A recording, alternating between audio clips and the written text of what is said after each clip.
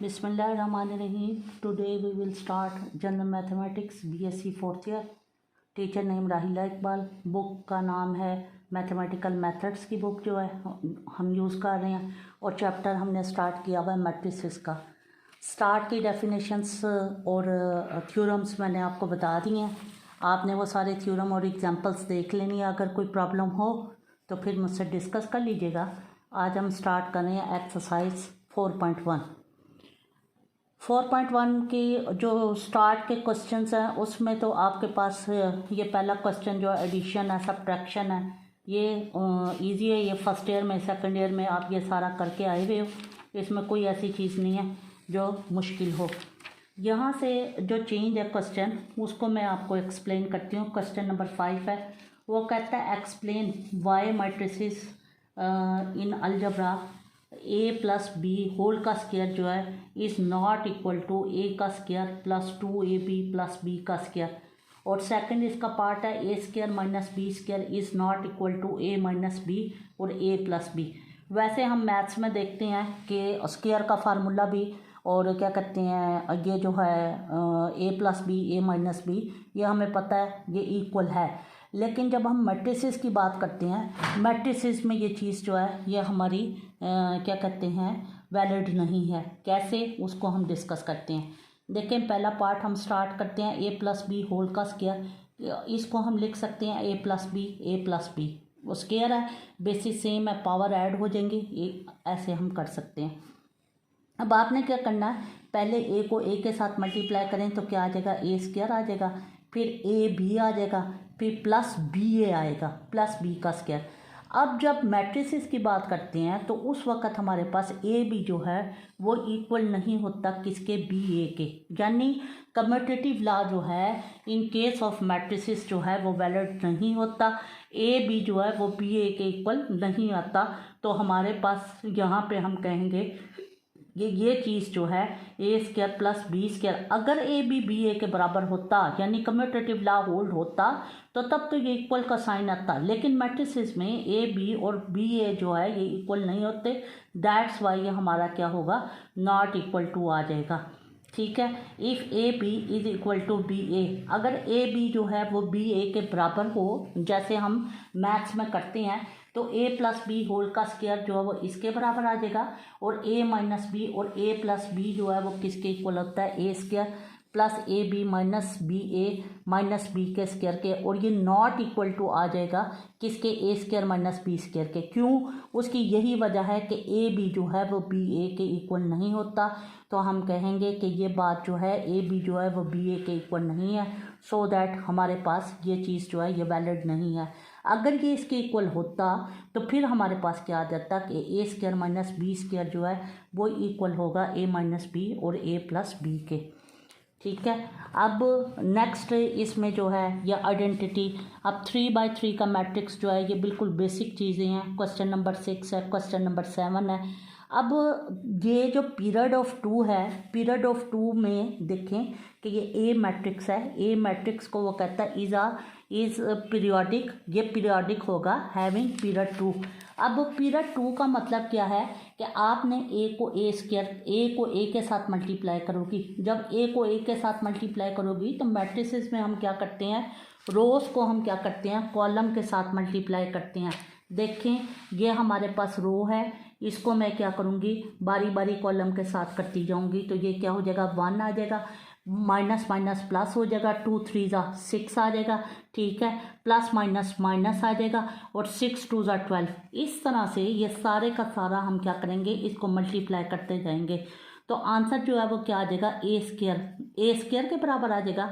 अब उसी ए स्क्वायर को हम अगेन एक दफ़ा फिर ए के साथ मल्टीप्लाई करते हैं, वही रो को कॉलम के साथ, और उसको हम देखेंगे कि वापस जब ए क्यूब का आंसर आएगा तो ए क्यूब जो है वो उसको आप कंपैरिजन करो, ये वापसी ए के बराबर आ गया। यही ए है, यही ए क्यूब है। तो इसका मतलब क्या हुआ कि does A is a periodic, A जो है वो पीरियोडिक है किसके तहत, पीरियड 2 के तहत। तो हम इस चीज़ को देख लेते हैं कि पीरियोडिक मैट्रिक्स जो है उसको हम कैसे करते हैं, कि पीरियोडिक मैट्रिक्स जो है वो कैसे बनेगा। तो इन चीज़ों को, ये जो बेसिक डेफिनेशंस हैं, उन डेफिनेशंस को हम जो है वो कर लेंगे। तो डेफिनेशंस के ज़रिए जो है वो हम सॉल्व करते जाएंगे। नेक्स्ट क्वेश्चन में देखें, वो कहता है शो दैट, ये मैट्रिक्स जो है हमारे पास क्या है, नीलपोटेंट मैट्रिक्स है। अब नीलपोटेंट मैट्रिक्स की डेफिनेशन क्या है कि हम ए को ए के साथ मल्टीप्लाई करें तो आपके पास क्या आ जाएगा, ए स्क्वायर आ जाएगा। और ए स्क्वायर का आंसर देखो, जब हम ए को ए के साथ मल्टीप्लाई करेंगे तो वो सारे का सारा जीरो मैट्रिक्स आ जाएगा। तो ऐसा मैट्रिक्स के उस मैट्रिक्स को हम उसी के साथ मल्टीप्लाई करें और उसके बाद आंसर जो है वो हमारा नल मैट्रिक्स आ जाए, तो उस मैट्रिक्स को हम कहते हैं कि वो क्या है, नीलपोटेंट मैट्रिक्स है ऑफ ऑर्डर 2। अब ऑर्डर 2 क्या, हमने 2 दफ़ा मल्टीप्लाई किया तो वो नीलपोटेंट मैट्रिक्स हो गया, यानी 0 0 मैट्रिक्स आ गया। इसको हम कहते हैं कि नीलपोटेंट मैट्रिक्स। अच्छा, फिर उसके बाद इनवोलेटरी, यानी ये डेफिनेशंस आपने याद करनी है कि उस मैट्रिक्स को उसी मैट्रिक्स के साथ हम मल्टीप्लाई करें। ए को हम ए के साथ ही मल्टीप्लाई करते जाएं तो देखो, ए को ए के साथ मल्टीप्लाई करोगी तो क्या आ जाएगा, ए स्क्वायर आ जाएगा। और ए स्क्वायर का आंसर देखें, जब हम इसको सारे को सॉल्व कर लेते हैं तो आपके पास क्या है, आइडेंटिटी आ जाता है। यानी ऐसा मैट्रिक्स कि हम उसको उसी के साथ मल्टीप्लाई करें और आंसर जो आइडेंटिटी आ जाए, तो उस मैट्रिक्स को हम कहते हैं कि वो हमारे पास क्या है, इनवोलेटरी मैट्रिक्स है। सारे के सारे आसान क्वेश्चंस हैं, उसमें कोई ऐसी मुश्किल नहीं है जो आपको करनी पड़े। उसके लिए हम जो है वो देखते जाएं। अब यहाँ पे देखें क्वेश्चन नंबर 10, यहाँ पे भी हमारे पास देखें, वो कहता है, क्वेश्चन क्या है, वो कह रहा है show that the square matrix A over R, यानी ए मैट्रिक्स जो है आर के तहत, आर क्या चीज़ है, real number, can be expressed, हम उसको एक्सप्रेस कर सकते हैं as the sum of symmetric matrix. अब सिमेट्रिक मैट्रिक्स क्या होता है कि ए ट्रांसपोज ए के बराबर आ जाए तो उसको हम कहते हैं सिमेट्रिक मैट्रिक्स है। किसके तहत सिमेट्रिक मैट्रिक्स है कि ये बी मैट्रिक्स जो है ये सिमेट्रिक मैट्रिक्स होगा, यानी 1/2 प्लस ए का ट्रांसपोज। और स्क्यू सिमेट्रिक होगा। स्क्यू सिमेट्रिक का मतलब क्या होता है कि ए ट्रांसपोज जो है वो क्या आ जाए, -a के बराबर आ जाए। तो हमने इस चीज़ को शो करना है कि एक तो ये कि ए जो है वो क्या है, सम है। सम का मतलब क्या कि ऐड हो रहा है। तो हम क्या करेंगे, since we can write every square matrix as A is equal to, अब पहले हमने ये बी मैट्रिक्स है, बी मैट्रिक्स लिखेंगे प्लस सी, उसने यही बात लिखी ना कि matrix A over R can be expressed as the sum of symmetric matrix, यानी ये बी मैट्रिक्स जो है ये सिमेट्रिक मैट्रिक्स है और सी मैट्रिक्स जो है ये क्या है, स्क्यू सिमेट्रिक है। तो हमने क्या करना, उन दोनों का सम लिख देंगे। यहाँ हम मेंशन कर देंगे कि ए इसके बराबर है और बी सी जो है वो इसके बराबर है। अब हमने करना क्या है, हमने ये करना है कि प्रूफ करना है कि वो सिमेट्रिक है। किसको, बी को हमने सिमेट्रिक प्रूफ करना है और सी को हमने क्या करना है, स्क्यू सिमेट्रिक। स्क्यू सिमेट्रिक का क्या आंसर आना चाहिए, -a आना चाहिए और ए बी ट्रांसपोज का आंसर जो है वो क्या आएगा, बी आएगा। अब देखो इसको हम करते जाते हैं। यहाँ से क्या करें, बी मैट्रिक्स का हम बोथ साइडेड ट्रांसपोज ले लें। ये है आपके पास बी मैट्रिक्स, इस बी का हम क्या करेंगे, ट्रांसपोज लेंगे। जब हम इसका ट्रांसपोज ले लेते हैं, देखो किसी भी कांस्टेंट पे ट्रांसपोज अप्लाई नहीं होता तो 1/2 वैसे का वैसे ही आ जाएगा। ए का ट्रांसपोज लेंगे ए आ जाएगा। ए ट्रांसपोज पहले से मौजूद है, उसका हम दोबारा से ट्रांसपोज लेंगे तो ट्रांसपोज का ट्रांसपोज, और ट्रांसपोज का ट्रांसपोज जो है वो वापसी किसके बराबर होता है, उसी मैट्रिक्स ए के ही बराबर आएगा। यानी 2 दफ़ा जब हम ट्रांसपोज लेंगे तो वो क्या हो जाएगा, वही ए मैट्रिक्स हो जाएगा। तो यहाँ से क्या आ जाएगा, बी ट्रांसपोज जो है वो इक्वल आ जाएगा 1/2। अब हमने क्या किया, ए को पहले लिख लिया प्लस ए ट्रांसपोज को बाद में लिख लिया और वो किसके बराबर आ गया, बी के बराबर आ गया।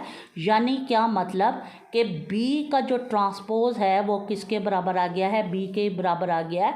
और ये किस चीज़ की डेफिनेशन है, ये सिमेट्रिक मैट्रिक्स की डेफिनेशन है कि उस मैट्रिक्स मैट्रिक्स का हम ट्रांसपोज लें और वापस वो उसी मैट्रिक्स के बराबर आ जाए तो उसको हम कहते हैं कि वो क्या है, सिमेट्रिक मैट्रिक्स है। अब दूसरी तरफ हमने क्या करना है कि सी को हमने प्रूव करना है कि वो स्क्यू सिमेट्रिक है। स्क्यू सिमेट्रिक के लिए हम क्या करेंगे, सी मैट्रिक्स को लेंगे, हमने सी लिखा और उसका हम क्या करेंगे, ट्रांसपोज ले लेंगे, सी का ट्रांसपोज। सी का जब हम ट्रांसपोज लेंगे तो वो हमारे पास क्या आएगा, सी का ट्रांसपोज, ये मैंने सी का ट्रांसपोज ले लिया, सी का ट्रांसपोज क्या आ जाएगा 1/2 ए माइनस ए का ट्रांसपोज और होल का ट्रांसपोज, यानी सी का होल का मैंने यहाँ से भी सी का ट्रांसपोज लिया, इस साइड से भी मैंने ट्रांसपोज लिया। अब कांस्टेंट पहले की तरह बाहर आ जाएगा, ए का ट्रांसपोज लेंगे माइनस ए ट्रांसपोज का ट्रांसपोज आ जाएगा, यहाँ से क्या आ जाएगा 1/2 आ जाएगा ए ट्रांसपोज। और जब किसी भी चीज़ का हम ट्रांसपोज का दोबारा ट्रांसपोज लेते हैं तो वो क्या होता है, वापस ए मैट्रिक्स ही आ जाएगा। ठीक है, ये यहाँ पे मेंशन कर दिया। तो इसका मतलब अब मैंने क्या किया है, देखो ये जो माइनस ए है, इस माइनस ए को मैं बाहर, यानी मैं क्या कर रही हूँ, इसमें से माइनस कॉमन ले रही हूँ, -1। तो ये जो ए है ये क्या हो जाएगा, पॉजिटिव हो जाएगा, यहाँ माइनस आ जाएगा और ए ट्रांसपोज के साथ क्या आ जाएगा, माइनस ए का ट्रांसपोज आ जाएगा। तो इसका मतलब क्या है कि ये किसके बराबर आ गया, सी ट्रांसपोज जो है ये माइनस सी के बराबर आ गया। तो ये किसकी डेफिनेशन बन गई, स्क्यू सिमेट्रिक की, और यही हमने क्या करना था, प्रूफ करना था। नेक्स्ट क्वेश्चन भी इसी तरह से है, आपने क्या करने हैं कि सारे क्वेश्चंस घर से देख के आए आगे वाले एक्सरसाइज के, फिर इसमें जो चीज़ आपको ना समझ आए उसको मेरे साथ डिस्कस कर लीजिएगा। तो हम आगे जो है ये सारी एक्सरसाइज जो है इंशाल्लाह ताला नेक्स्ट लेक्चर में मैं कंप्लीट करवा दूंगी। तो आपने क्या करना है, देख के आना, जो आपका प्रॉब्लम है वो मुझसे डिस्कस कर लीजिएगा। ओके, अल्लाह हाफिज़।